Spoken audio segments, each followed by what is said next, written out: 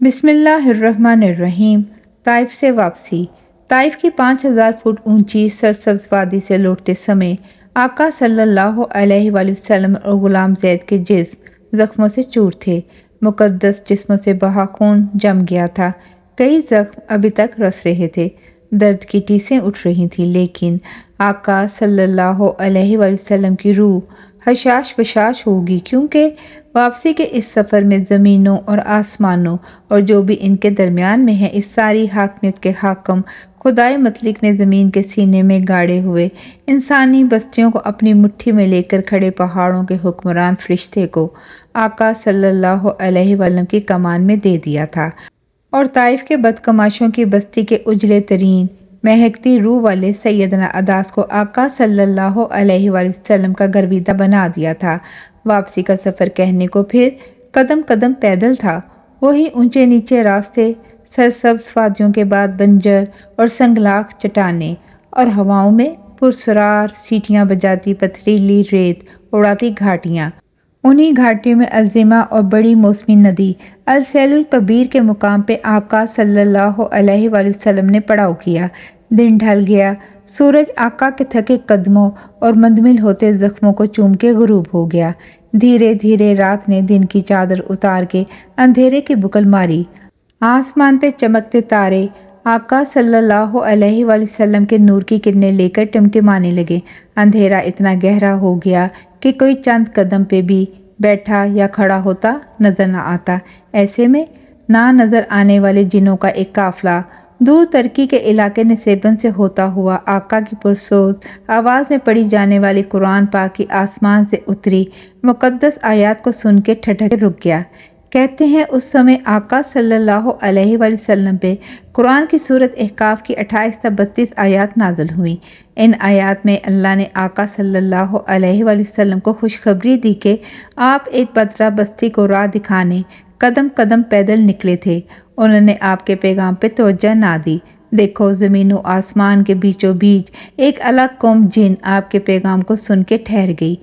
وہ قوم جن سیدنا موسیٰ اور آسمانی کتابوں پہ ایمان رکھنے والے تھے۔ وہ آقا کے لبوں سے قرآن کا لحن سن کے سناٹے میں آ گئے اور مان گئے کہ یہ تو وہی الوہی پیغام ہے، وہی تعلیم ہے جو پچھلے نبی دیا کرتے تھے۔ انہوں نے آپس میں مل کر فیصلہ کر لیا کہ آؤ اس کتاب اور اس کے لانے والے صادق الامین رسول اللہ صلی اللہ علیہ وآلہ وسلم پہ ایمان لے آئیں۔ پتھر دیوار والے شہر طائف کے پتھر دل مشرکوں پہ جس کلام برحق کا اثر نہ ہوا، وہ اثر زمینوں اور آسمان کی پرسرار قوی زور اور صدیوں زندہ رہنے والی مخلوق نے قبول کر لیا۔ اس لیے بھی یہ امر لازم تھا کہ آقا صلی اللہ علیہ وآلہ وسلم تمام انسانوں اور تمام جنوں کے علاوہ اللہ کے بنائے ہر جہان کے لیے رحمت العالمین بنا کے بھیجے گئے ہیں۔ اس سے پہلے بھی نبوت کے ابتدائی دور میں جب قریش مسکین مسلمانوں پہ بہت متشدد تھے، تو مکہ سے عکاس جاتے ہوئے کم و بیش اسی راہ میں جنوں کی ایک جماعت کا ادھر سے گزر ہوا تھا۔ جب آقا صلی اللہ علیہ وآلہ وسلم اپنے ساتھیوں کو صبح کی نماز میں قرآن سنا رہے تھے، جنوں کی وہ جماعت قریش مکہ کی طرح منکر تھی، مگر آقا صلی اللہ علیہ وآلہ وسلم کی زبان اطہر سے قرآن کی تلاوت سن کے ایمان لے آئی تھی۔ اس سمے آسمان سے سورہ جن نازل ہوئی تھی۔ جنوں کے اس پہلے ایمان لانے کے واقعے کے بعد پے در پے جنوں کے وفود آقا صلی اللہ علیہ وآلہ وسلم کی حاضری میں حاضر ہونے لگے تھے۔ ایک رات ہجون کے مقام پہ آقا صلی اللہ علیہ وآلہ وسلم کے سامنے جن اپنا ایک مقدمہ بھی لائے تھے، جس کا آقا صلی اللہ علیہ وآلہ وسلم نے فیصلہ سنایا تھا۔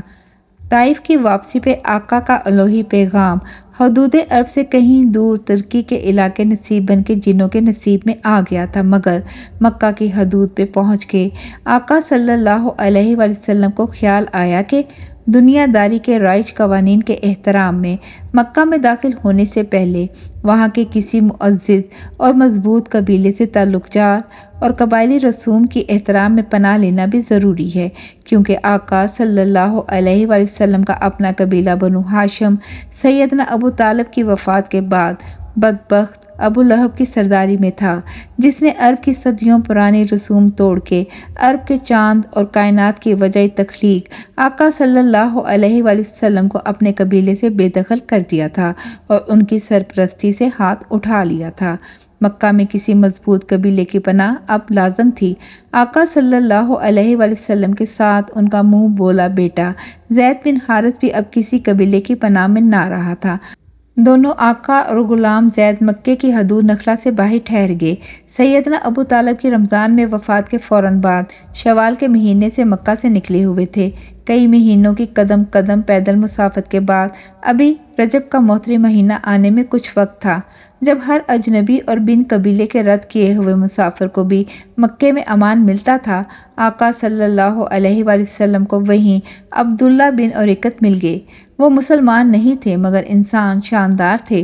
آقا صلی اللہ علیہ وآلہ وسلم نے انہیں مکہ میں اپنے ننہالی قبیلے زہرہ کے معزز فرد اخنس بن شریک کے پاس بھیجا کہ جاؤ میرے لیے اس سے پناہ کی طلب کرو۔ اخنس نے کہلا بھیجا کہ وہ پناہ دینے کو تیار ہے مگر اس کو پناہ دینے کا اختیار اس لیے نہیں ہے کہ وہ بنی زہرہ کا صرف حلیف ہے، قبیلے کا اصل فرد نہیں۔ آقا صلی اللہ علیہ وآلہ وسلم نے پھر عبداللہ بن اریقت کو سہیل بن عمرو کے پاس بھیجا۔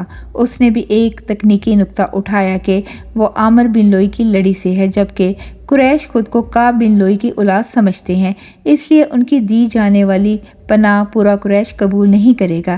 کہتے ہیں آقا صلی اللہ علیہ وآلہ وسلم مکہ کی حدود کے باہر اپنی جنم بھومی اپنے اسماعیل جد امجد کے بسائے ہوئے شہر کے باہر کئی دن تک اسی شہر میں کسی قریشی سردار کی پناہ کے انتظار میں کھڑے رہے۔ وہ آقا صلی اللہ علیہ وآلہ وسلم جن کی پناہ میں دونوں جہاں خدا نے دیے ہوئے تھے، مگر یہ رائج الوقت کے دستور کے احترام کا تقاضا تھا، ورنہ خدائے واحد زمین و آسمان کے فرشتوں کو آپ کی کمان میں دے چکا تھا۔ کہتے ہیں آقا صلی اللہ علیہ وآلہ وسلم نے 15 لوگوں کے پاس اپنے ایلچی عبداللہ بن اریقت کو بھیجا، کوئی نہ مانا۔ آخر آقا صلی اللہ علیہ وآلہ وسلم نے پیغام لے جانے والے کو اپنے پردادا ہاشم کے بھائی نوفل کے قبیلے بنی نوفل کے سردار مطعم بن عدی کے پاس پناہ مانگنے کے لیے بھیجا۔ مطعم بن عدی بخوشی مان گیا۔ اس نے اپنے سارے بیٹوں، بھتیجوں اور اپنی قوم کے سب جوانوں کو حکم دیا کہ تلواریں سونت کے حرم کعبہ میں پہنچو۔ کچھ کو عبداللہ بن اریقت کے ساتھ آقا صلی اللہ علیہ وآلہ وسلم کو عزت و آبرو سے مکہ میں لانے کو بھیجا۔ آقا صلی اللہ علیہ وآلہ وسلم اپنے شہر آئے، اپنے خدا کے گھر سب سے پہلے گئے۔ مطعم بن عدی کے قبیلے کے لوگوں نے ننگی تلواروں کی چھاؤں میں آقا صلی اللہ علیہ وآلہ وسلم کو گارڈ آف آنر دی، عزت اور آبرو سے حرم کے سامنے بٹھایا۔ پھر مطعم بن عدی نے تلوار لہرا کے کعبے میں موجود سب دشمن رسول قبیلوں کے رؤسا کو مخاطب کر کے کہا، سنو، میں مطعم بن عدی سردار بنو نوفل محمد صلی اللہ علیہ وآلہ وسلم بن عبداللہ رسول خدا کو اپنی پناہ میں لیتا ہوں۔ ان کو میلی آنکھ سے دیکھنے والا میرے قبیلے کی ننگی تلواروں کو دیکھ لے۔ سب مشرک حیران، ششدر اور پریشان، آنکھوں کی پتلیاں پھیل گئیں۔ دشمن رسول ابو سفیان بن حرب بھاگا بھاگا مطعم بن عدی کے قریب آیا اور بولا، سردار، تم محمد صلی اللہ علیہ وآلہ وسلم بن عبداللہ کے پیروکار بن گئے ہو یا صرف پناہ دی ہے؟ مطعم بن عدی بولا، میں نے پناہ دی ہے۔ ابو سفیان بن حرب کی جان میں جان آئی، تیزی سے بولا، جسے تم نے پناہ دی ہے اسے ہماری بھی پناہ ہے۔ ابو جہل نے بھی مطعم بن عدی سے تھوڑی دیر بعد یہی سوال کیا۔ مطعم بن عدی کا وہی جواب تھا۔ ابو جہل بھی سر جھکا کے شرمندگی اور لاچاری سے یہی بڑبڑاتا کھسک گیا، سردار، جسے تم پناہ دو اسے ہماری طرف سے بھی امان ہے۔ آقا صلی اللہ علیہ وآلہ وسلم کے لیے مکہ کے وہ آخری 2.25 سال پھر اطمینان اور سکون کے تھے، جیسے ان کی زندگی پچھلے 50 سال اپنے چچا سیدنا ابو طالب رضی اللہ تعالیٰ عنہ کی زندگی میں گزرے۔ مکہ سے 2.25 سال بعد مستقل مدینہ میں ہجرت کرنے کے بعد جب پہلی فیصلہ کن جنگ بدر میں مسلمانوں نے ابو جہل، عتبہ، شیبہ، ولید اور امیہ بن خلف کو جہنم رسید کر کے ذلت کے گھڑے میں دفن کر دیا تھا اور مکہ کے قریشیوں کے 71 لوگ قید کر لیے گئے تھے، اس واقعے سے پہلے مطعم بن عدی طبعی موت مر چکے تھے۔ اپنے خاندان بنو نوفل کے کچھ قیدی چھڑانے کے لیے मतम बिन अदी का बेटा जुबैर बिन मतम फिदिये की रकम तय करने मदीना में रसूल खुदा सल्लल्लाहु अलैहि वसल्लम के पास आया तो आका सल्लल्लाहु अलैहि वसल्लम ने उसे कहा, आज तुम्हारे वालिद मतम बिन अदी अगर जिंदा होते और मुझे उन 2.25 सालों की पनाह देने के इवज कुरैश के सारे कैदी भी मांगते तो मैं सबको बगैर फिदिया लिए छोड़ देता।